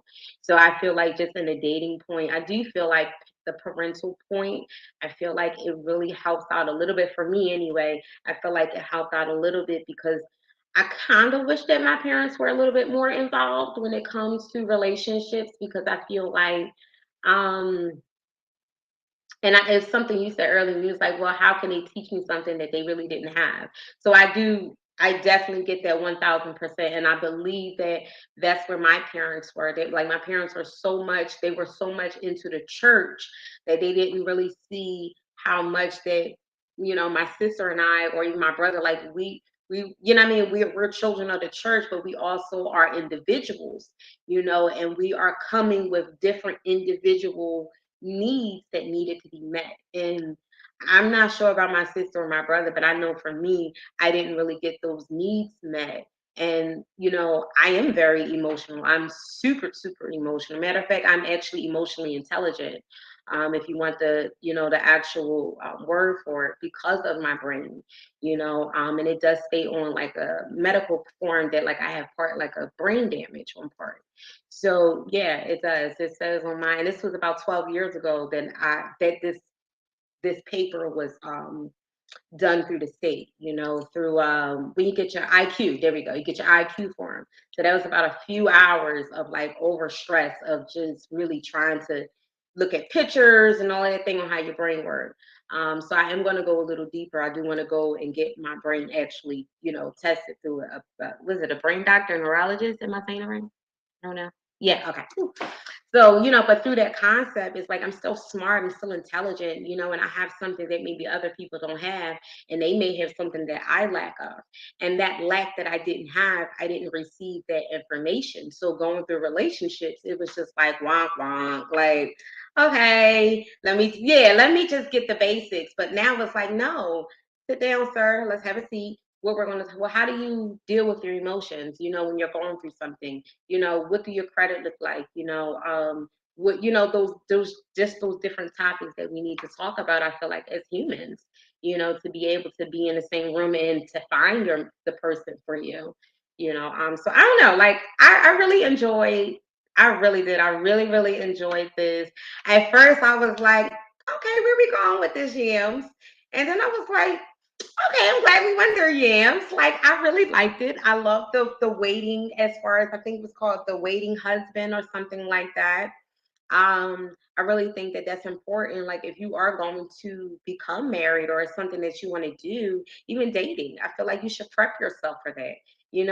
Figure out, do you get overly nervous? Do you bite your nails? Do you, rock back and forth? Whatever it is that you do when you do it, like, notice what you do and notice how what you do may affect, someone else. And how are you guys going to double dutch this thing together, So it was really great watching it. Go ahead, yes.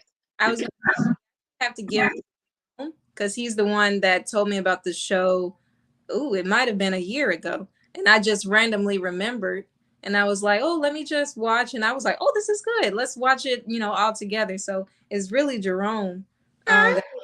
No, Okay. Shout out, JSM, shout out, because it was like, a matter of fact, when I clicked onto it, so originally I guess we all were supposed to click onto it and go to the first episode, and we all clicked on it and went to the third episode. So we were trying to do something really, really unique and different. Maybe we can still do it again. I'm not even going to say it because I feel like we should do that maybe for another show. I think that would be really dynamic. But throughout the process, and I was like, where is we going with this? And I was like, waiting husband. And I'm like, wait, I'm in that process of going through the marriage license and things like that, and just really growing in relationships as an adult with people, and I truly believe that dating, married, anytime when you with another person that you are spending your intimate space with, I feel like you need to see that person in multiple different lights. It shouldn't just be you see this person intimately. You need to see this person when they're frustrated. You need to see this person when they're angry, when they're horny, when something didn't go their way, when they're sad, when they're someone close to them pass away. You need to see that person in all lights, because then you'll be able to make a greater assessment of this person that you are, coming to be a part of. You guys are coming together as one. And someone told me that a few years, matter of fact, when I first moved to Georgia, and it was a Lyft driver, Uber driver. And we were just talking to an older lady, and she was like, yeah, she was like, I gotta see a man in all his stages. And I was like, hey, touche. I said, I love it. And that had changed my dating perspective. It had changed my perception on so many levels, where it was just like, okay, so this is how you are when you're happy. Awesome. Check. But now, what do you look like when things don't go your way? What do you look like when you're denied? What do you look like when you had a horrible day at work? What do you look like when you may go check your bank statement and it's not there, or something, drastic change? What do you look like? How does that affect us? So I think those are things that people need to speak about in conversations. Go ahead. And I'd also implore everyone to, I also just for general relationships as well, but definitely like romantic ones, is notice how they treat other people as well, period. Because that's what people like. And actually, to me, at first, I kind of felt like that was maybe like, kind of everyone knew that, but then someone told me they were like, Well, I never thought about that. I always thought about how they treated like me, and I always thought I was special or something. But I was like, I was like, no, because if you look at it, if you think about it, that's actually a form of manipulation. It's like I'm treating you a certain way to get somewhere, but as soon as you can't give me what I want, how are they going to treat you? And that's why a lot of people have messy breakups, because they got with someone who wasn't really a good person, and then they showed their whole ass, like for real. So I would just implore for all your relationships, but especially if someone you're giving your mind, body, and soul to, your most vulnerable state, see how they talk and treat other people. Not even treat, but talk. If they're like, oh, thanks, waiter, da da da, and then they leave, and they're like, that bitch's teeth are terrible. Like, what the fuck? She did A, B, C, D, running the whole thing down. What you think they're gonna be saying about you after you break up? I And they think know. James, you said that too one day. I think you said that about we're not gonna go into details, but I think he was like with a certain person was like, oh, they talk about other people, you know, the other day, the other day, talkie, they was talkie, they was chattery next to us. They was chattery. Yes, okay. Yes, okay. And, just just in that space of like, ooh, I don't think I want to hang out with this person or be with this person, to be around this person as often or even at all, because they talk about people, and I know I had that bad for years. I would talk about people so bad, like, and then after I used to talk bad.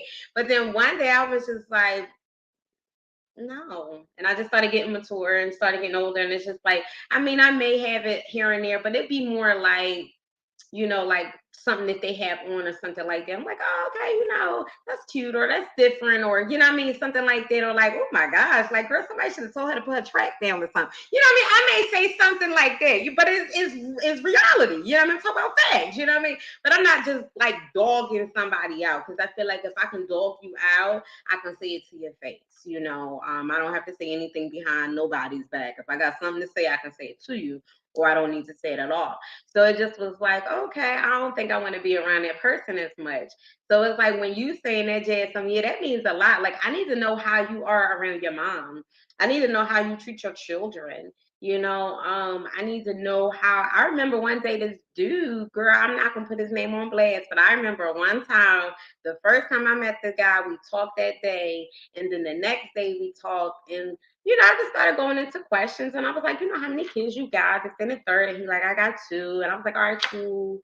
And he like, he's telling me their age. And already he was almost, I was kind of like a Priya. He was almost out of the picture anyway, because his baby was like 2 or 4. And I was like, I never wanted to be with someone as I'm getting older that their children are younger than my children. I don't mind you having kids, but they at least need to be my kids' age or older. So I'm like, okay. So he's like, well, one is 2. His son was either 2 or 4, and his daughter was like 10. So I'm like, okay, how's with the kids' mom or mothers, or he like, no, I got 2 kids' mom. I'm like, okay, cool. And then he goes into, well, when was the last time you seen your daughter? And that was the question I asked him. When was the last time you seen your daughter? He was like, well, almost a year ago. And I was like, oh, wow, okay. So he telling me the situation was going on. I'm like, okay, I think you need to fix that. And he's like, okay, yeah, and it's going into whole detail. All I heard was excuses at the end of the day, was that he was trying to holler at me and wasn't trying to holler at his daughter. And so the whole end of it was I blocked him, and I blocked him because my whole thing was he asked me, he was like, so when am I going to see you? And y'all know what my response, if anybody know me, I was like, well, when you see your daughter. He was like, what? He was like, you mean to tell me I can't see you until I see my daughter? Yes, sir. I'm a mother. I'm not going to sleep with you, sir. And you can't even, see your kids. I have children. That's a no-go for me, And he was like, wait. I said, you know what, sir? Peace and blessings. Have a good evening. I hung up from him and I blocked him. And that was the first time. And then his kid mom called me like a week later. The youngest one mom. I'm like, shorty. I was like, man, how old are you? She like, I'm old enough. I said, let me tell you something. You younger than me. From you even responding like that, you younger than me. So I said, let me tell you something. I only spoke to him one time, okay, from the first 2 times. The first time we met when we exchanged numbers, and the second day. I said, he didn't get passed to me from that. I said, why? Because I have standards. I'm not going to be around a man and you can't even take care of your children, but you want to be in my face all day. That don't fly. And she was like, okay. And I said, well, I'm gonna just give you some school, some wisdom, because I can tell she was younger. I gave her some school and some wisdom. I said, Shorty, don't call me. Call him, talk to him. Don't call me, because I blocked him from the first moment. He was not the type for me. He couldn't do nothing for me, and I couldn't do nothing for him but give him this encouragement and block him and keep moving. So I think that means a lot when you have standards in relationships and things like that. So that whole having conversations, those things need to be had in dating, inquiring about someone. You need to get all in their business, because they sure enough gonna get all in yours. Or if they not, they need to, because if we spending time together, I want to know that your eye click like this every other Wednesday. So I won't be looking at you a little funny on that Wednesday when it click. I need to know. So just seeing how people treat other people that they're around, it means on how they're going to treat you. So if you're not going to show up for your daughter, how you going to show up for me?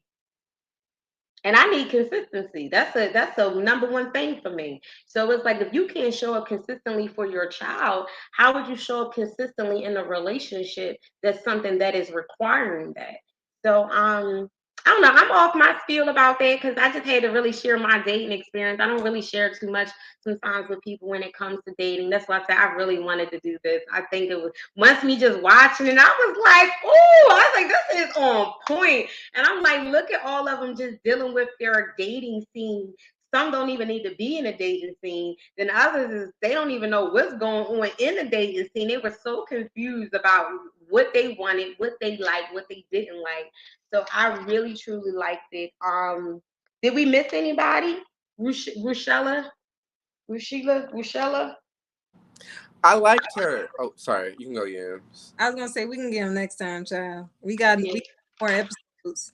Oh yeah, we do. So we will That's be true. back for another episode so we can talk more about this. You're absolutely right. That's why you're my co-host, because you keep me on the coast, on the host. Okay. Host is the most is the most. But so I mean, we are soon getting ready, I guess, to end.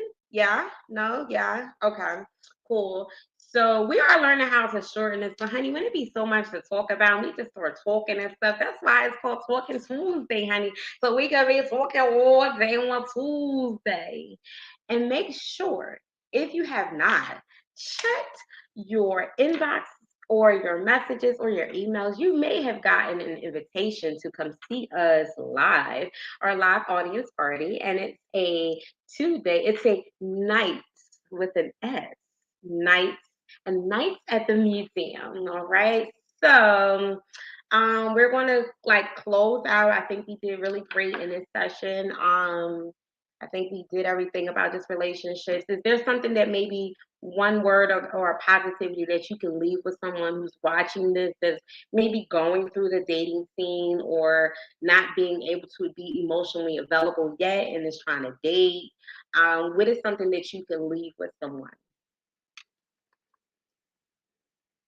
It sounds like you're talking to me. You said emotionally unavailable. That is, I mean, I'm emotionally available, but I'm just not ready. I just can't be. No, no, Don't I'm talking to whoever. No, I love it though. I love the vulnerability and the transparency. That's what we do here on the Queen Juicy Shake Show. Okay, because that's the only way us as humans are going to be able to grow together as people, individually and together. Just by being honest and open. So, but no, I was just talking in general of just someone that may be going through this time right now may look at the show. Or maybe in that dating scene or in their prime time of their life where they're not emotionally available, but they want to be or whatever. What is something that you can leave for someone that is watching this?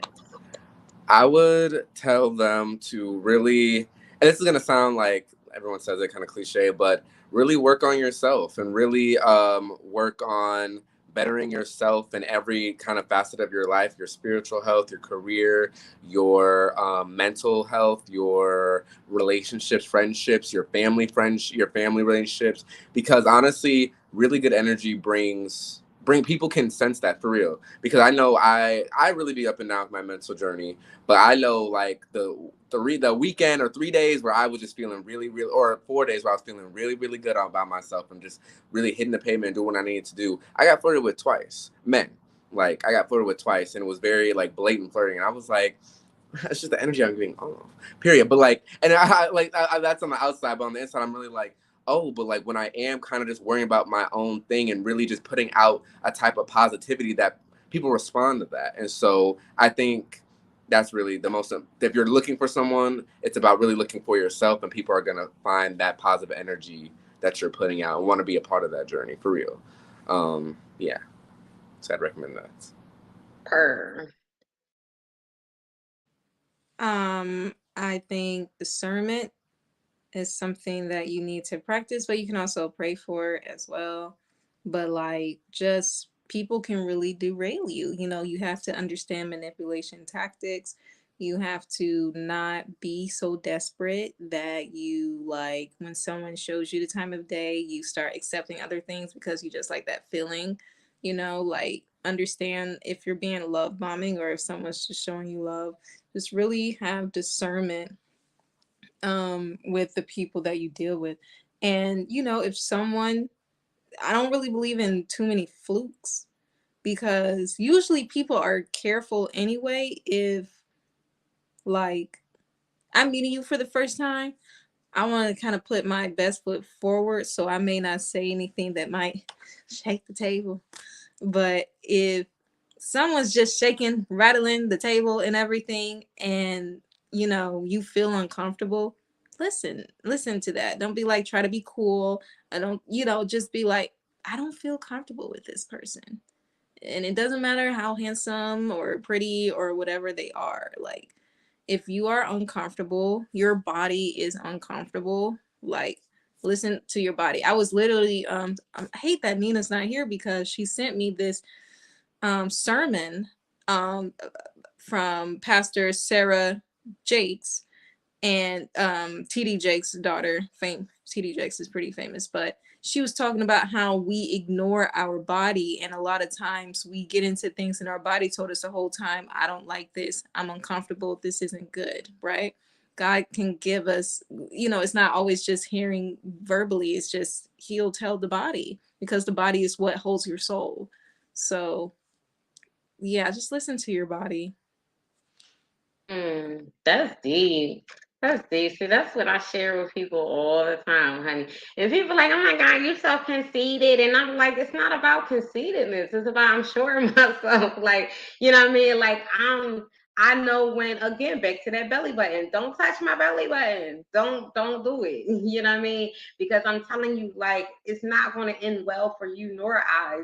So help me, help you, help us. You know, paying attention to how you feel in your body is very important, because before we learned words, you know, our bodies knew how to speak. You know, our bodies knew a language before our mouth was taught how to say A, B, or C. So just being more mindful of how you're feeling. And if you're not up at your best, listen, be able to say, you know what, right now I'm not feeling too well. Can we talk about this later? You know, or maybe not answer the phone or go out places when you aren't feeling your best self sometimes, and just, you know, get to figure that out and be like, why am I feeling this way today? Or who upset me, or whatever the case may be. So I do definitely agree with both of you guys. I can't say anything more than that, because I am a woman who really truly believes in learning about yourself. And yourself tells you what needs to be done, what more of or what less thereof you need. And us as humans, we are just the ones that ignore it, and then pay the expensive cost later. And I feel like sometimes we don't have to pay the expensive cost later if we learn how to listen to our bodies now. So I definitely truly appreciate both of you guys. We love you, Nina. We hope that we see you, we see you in the next one. But again, just, just paying attention to your being and who you are and what you give off to other people. Because I ruffle feathers all the time, honey. I shake tables all the time. The table be shaking, the chair, the legs, honey. The food be sliding off of one side. But again, we in life, we have to learn what we are able to give off. And I know that's what I give off. And sometimes it's a good thing, and sometimes it's not. But I still love you anyway. And we're going to end this session, but it was a really, really great one. We normally do our positive affirmations when we come and go, but we also do a prayer before we leave. So who would love to do the honors? Queen, I think you. Y'all think I should? What? Sucks. All right, everyone bow your head. I don't need nobody in the church saying, well, go on, Pastor. No. It's going to be real short and sweet. Thank you so much. Peace and blessings, you all. Thank you so much for allowing this opportunity to be placed in our space. Thank you so much, God, for allowing us to be open, transparent, and we pray that people around us that will see this and listen to this, that it will be able to be a step in their life, and if not, maybe a shaking on their table, and allow their table to just shake a little bit to the left, because maybe sometimes we need shaking. You know what I mean? We are just so stuck in that space, in that sunken space, that sometimes in life, God, our tables need to really be shaken. And we thank you so much for being a part of this. Thank you all for listening, and we will see you at another one. And all have a great evening. Peace, love, blessings. Ashe, ashe. Night, night. I love you all. Night. Love y'all. Love you too. Oh.